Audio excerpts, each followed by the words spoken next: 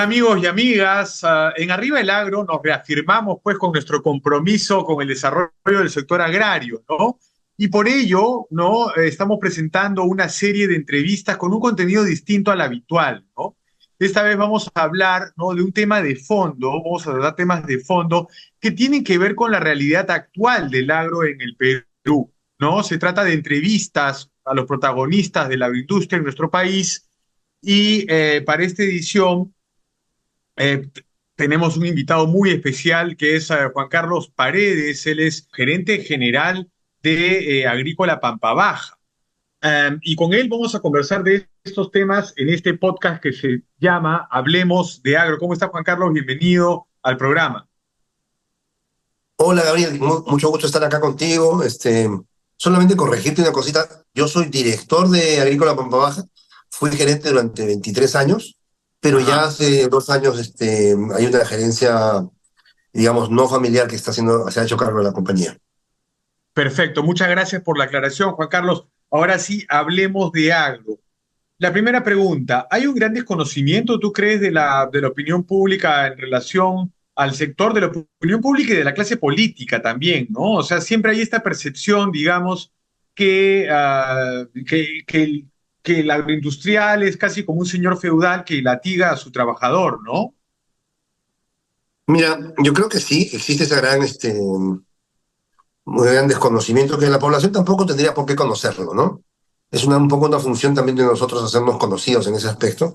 Eh, Hay muchas historias de éxito atrás de la agroexportación y quizás lo que ha escuchado la gente, el común de la población es que hay un grupo de gente pues, que le está yendo muy bien, que está vendiendo mucho y que esas ventas son utilidades. Entonces, eso creo que nos toca a nosotros contar la historia completa. Y la historia completa es que el desarrollo agrícola, la agroexportación, es una labor bien bonita, pero tiene sus altibajos, ¿no? Entonces, el clima, el cambio climático, problemas sociales, problemas políticos, el tipo de cambio, conflictos en los Balcanes, el COVID, todo eso hizo que la actividad que ya de por sí era riesgosa haya pasado unas crisis tremendas, ¿no? Y la verdad que ahora hay que tener nervios de acero para poder afrontar lo que viene adelante, ¿no? Entonces, si bien es cierto, hay años muy buenos, también tiene una secuencia de años malos como los 3 últimos años que solo dejan parados a los más machos, como decimos, ¿no? Y así como se ganan millones, también se pierden millones en la agroindustria, ¿no? Exactamente, exactamente. Toda la agroindustria que yo sepa, por lo menos qué sé yo, te hablo de 9 de cada 10 agroexportadores viven de financiamiento, ¿no? O sea, el desarrollo agrícola no se hace con el bolsillo de uno mismo, se hace con el bolsillo de la banca de desarrollo, de instituciones financieras, fondos de pensiones. Y claro, en el momento que todo está bonito, pareciera que todo fuera bonanza, pero hay momentos difíciles y claro, y es ahí donde todos entramos en momentos de ahorro de costos o mejora de productividades, cómo enfrentamos mejor la falta de agua. Es un reto bonito, como lo vuelvo a mencionar, pero no exento de riesgos, ¿no? Y muchos riesgos. Ok, ok. Y regresando, o más bien enfocándonos en el tema de los trabajadores, ¿no? ¿Por qué la percepción de que no se le trata bien al trabajador o que el trabajador no tiene sus derechos? El trabajador, digo, de las agroindustrias. Sí, yo creo que ahí lo que nos ha faltado a todos es capacitar nuestros mandos medios, ¿no? Los mandos medios que son los que están a cargo del contacto el día a día con la fuerza laboral. No estamos hablando pues que hay empresas que tienen 10.000, 20.000, 30.000 trabajadores, otras tienen 1.500 trabajadores. Se descuidó un poco ese contacto entre lo que es el ingeniero, baja del ingeniero al supervisor, del supervisor baja a un capataz o caporal, y eso va después al obrero mismo, ¿no? Entonces, esa última parte de la cadena de mando es donde se descuidó en capacitación. No hay escuelas para ese tipo de supervisores que van ya en contacto con el trabajador final. Y ahí es donde sí hay que reconocer que pueden haber habido algunos malos tratos, ¿no? O sea, al final la dignidad humana es una sola, seas gerente, seas dueño o seas trabajador agrícola. Entonces, todos exigimos respeto, queremos reconocimiento, ahí es donde se descuidó un poquito ese trato con el trabajador, que al final es el que hace la labor. Entonces, yo Ujú, creo que ya toda la agroindustria ya reconoció esa falta y tiene puesto mucho el foco ahora en el buen trato, ¿no? ujú. Yo he visto, Juan Carlos, claro, porque tú sabes que hemos viajado con Arriba el Agro a, digamos, a distintos lugares en la costa, incluso en la sierra, en el norte, en fin, y he visto, o sea, muy buenos ejemplos de buen quehacer empresarial, es decir, de buen trato al trabajador, de formalización extrema, casi porque hay, digamos, hay un gran control de los mercados internacionales en relación precisamente a eso, al buen trato hacia el trabajador, ¿no? Entonces, Sí, digamos, en hay un efecto, control, en, sí. en efecto, hay muchísima gestión y muchos casos por rescatar muy buenos, digamos, de gestión de clase mundial, de cómo se trata al trabajador. Pero Este, perdóname, eh, pero claro, sí, no, es que se te iba a dar una, perdóname que te haya interrumpido, pero si no se me va la idea, perdón, Juan Carlos, lo que pasa es que una vez yo conversé adelante.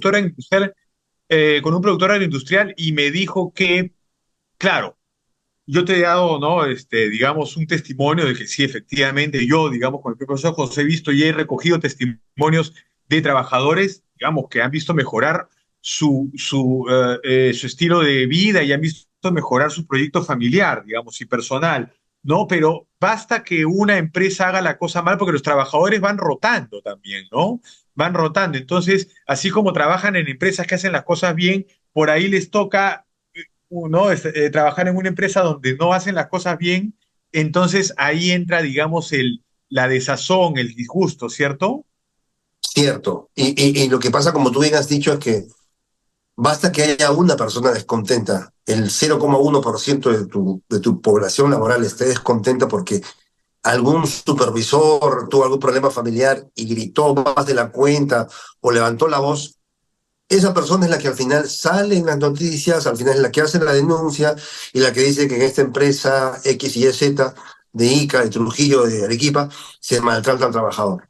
Entonces, cuando yo me refiero a que hay que mejorar, ese aspecto es que me refiero a que mejorar a todo nivel y para todos los trabajadores. Entonces, ya las empresas tienen puestos, digamos, todos sus sentidos en poder escuchar al trabajador en cada momento, en cada día de la semana. Cualquier tema de descontento, estamos atendiendo, estamos escuchando, por qué se dio el descontento, porque muchas veces también es falta de comunicación. No se comunica Ujú. bien, el trabajador no se siente escuchado y es ahí donde genera un punto de descontento. Pero son hechos aislados completamente. Perfecto, perfecto. ¿Cómo definirías hoy la situación del sector agroindustrial o de la agricultura en general en el país? Mira, yo creo que ya pasada la crisis desde el 2020 por el COVID, que se sumó a varias crisis consecutivas, 2021, por los contenedores, luego la guerra de Rusia-Ucrania, escasez de contenedores y todo lo demás. Ya yo creo que desde el año pasado ya los mercados se han alineado a la nueva realidad.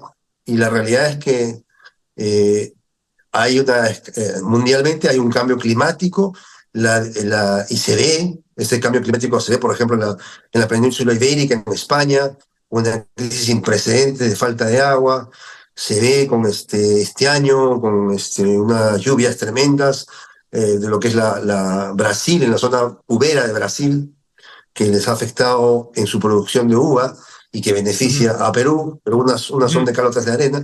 Y entonces hoy día se ve en la costa de Perú, en el norte, con falta de agua, sin precedentes. O sea, la falta de agua que no está viendo hoy día es histórica. En los últimos 60 años que hay data histórica, nunca ha llovido tan poco como lo está haciendo este año en el norte del país, en Perú. Entonces, ujú. ya los mercados se dieron cuenta que no pueden pedir bueno, bonito y barato. Quieren fruta fresca, quieren fruta muy buena, quieren que fruta que venga del hemisferio sur, pero los retailers cada año comenzaban a pagar menos. Y claro, y como habían países como Perú que crecían mucho, se sentía que había un exceso de oferta. Ujú. Eso ya se ajustaba el último año, este año aún más, y los mercados se han adecuado a decir, a dar el valor real para la fruta. sin que sea muy alto, sin que sea muy bajo, pero un valor real que permita a las empresas trabajar y tener una visión de futuro de varios años. Ujú, ujú, perfecto. Ahora, ¿cómo es el escenario ahorita? ¿Cómo lo definirías para hacer empresa en el Perú? ¿Se necesitan más leyes o reglas claras a mediano plazo? Digo, leyes que promuevan la transformación productiva, por ejemplo, competitiva y sostenible del sector hacia la agricultura moderna, ¿no? Eh, ¿Qué es lo que se necesita ahora? ¿Cuál sería tu diagnóstico? Mira, yo soy un creyente soy una persona muy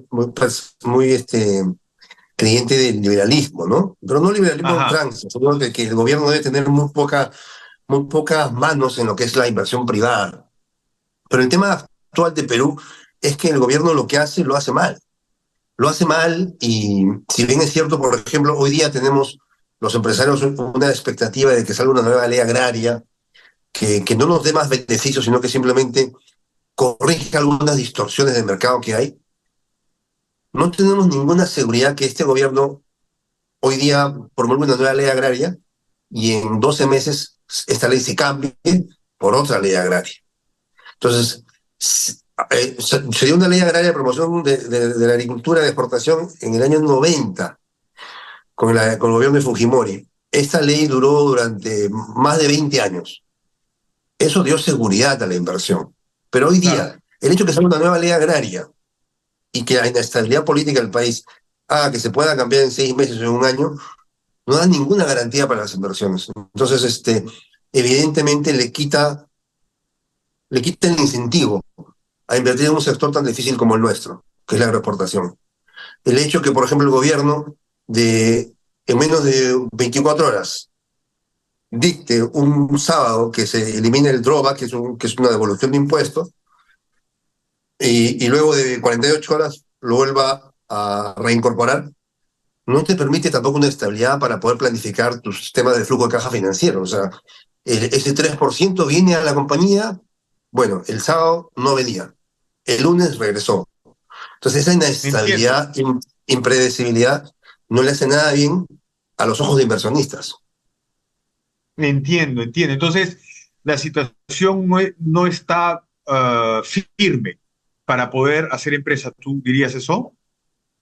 Sí, yo creo que, mira, el Perú, con sus ventajas climáticas que tiene, con la mano de obra agrícola per se, porque tenemos mano de obra agrícola, porque Perú es un país agrícola, históricamente agrícola, Claro. este, tiene muchas ventajas. Yo creo que sigue siendo uno de los países con más potencial agrícola del mundo.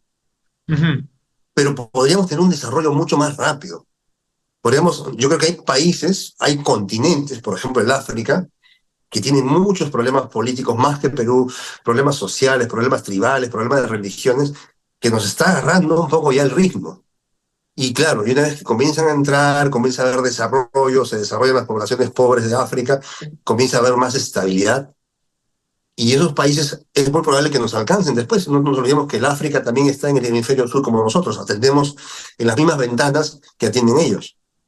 Entonces, lo que me quieres decir, Juan Carlos, es que hay la posibilidad de que dejemos como país de ser los, no sé, los campeones mundiales de arándano, de uva, de palto. Bueno, de palto estamos en segundo lugar, creo, ¿no? Segundo lugar, sí. Sí. Yo creo que sí hay esa posibilidad, de repente no el día de mañana, no en 1 o 2 años, pero es poco a poco. Hay varios países que sacan la cabeza y que dicen, yo voy a hacer la apuesta que ha hecho Perú, Colombia con la palta, Guatemala con la palta, el arándano se está volviendo a plantar en México, en maceta, África, como te digo, en lo que es la palta, en el África, en lo que son países como Tanzania, como son Zimbabue, eh, la misma China está sembrando mucha palta. Entonces, yo creo que el tema de la agroexportación es un tema como ya lo vivió Chile, es un tema de oportunidad también. No es que Chile se le pasó la carrera agroexportadora en el momento que Perú entró. Perú puede consolidarse como un exportador serio, traer jugadores de primer lugar en Ujú. el mundo, que hoy en día la asociación socialista algo bien bonito, que son que los clientes del primer mundo le piden a sus importadores que tengan un pie en el origen de la fruta. Entonces le dicen, yo no solamente quiero un importador que me importe de Pedrito, Pablito, no, no, quiero que tú tengas también eh, eh, algo que ver en el asunto de la producción. Así me Ujú. garantizas que puede ser sostenible, que no hayan abusos, que se cuide el medio ambiente, que los trabajadores estén bien tratados. Entonces, eso genera mucho interés de los retailers, por ejemplo, de los grandes supermercados, de los grandes importadores, por también asociarse e invertir en el país. Ujú. Pero esta falta de claridad en las leyes a veces los hace pensarlo dos veces. Y a veces optan, por ejemplo, por irse a Chile, donde es un mercado mucho más maduro, mucho más costoso para la fruta, pero que les da más estabilidad que el país, que el Perú en este momento. Muy bien, quedó clarísima tu diagnóstico, Juan Carlos. Yo nada más quería subrayar en algo que has mencionado nuevamente ahora, ¿no? Y que tiene que ver con, eh, digamos, el control de los mercados internacionales, ¿no? Es decir, lo que mencionábamos hace un momento, ¿no? Cuestiones medioambientales que se deben de cuidar, cuidado a los trabajadores, formalidades muy estrictas, ¿cierto? Entonces, claro, la gente a veces piensa, no, que la agroindustria no se hacen las cosas bien o que se le trata mal al trabajador o que no cuidan el medio ambiente o que no cuidan el agua, pero hay muchos controles, ¿no?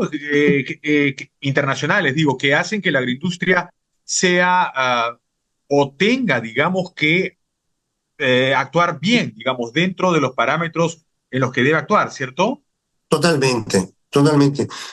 Ahí yo creo que los campeones son los europeos, alemanes, holandeses, de Europa nórdica, que ya hace muchos años tú para poder venderles a ellos tienes que tener certificaciones medioambientales, laborales, de cuidado del agua, huella de carbono. O sea, esas certificaciones ya estaban en lugar, ya estaban en pie. Todas las empresas agroexportadoras tenían que tenerlas, aún mucho antes que se empezara a poner de moda el tema. Porque el tema ya se puso de moda hace unos 7, 8 años, 9 años.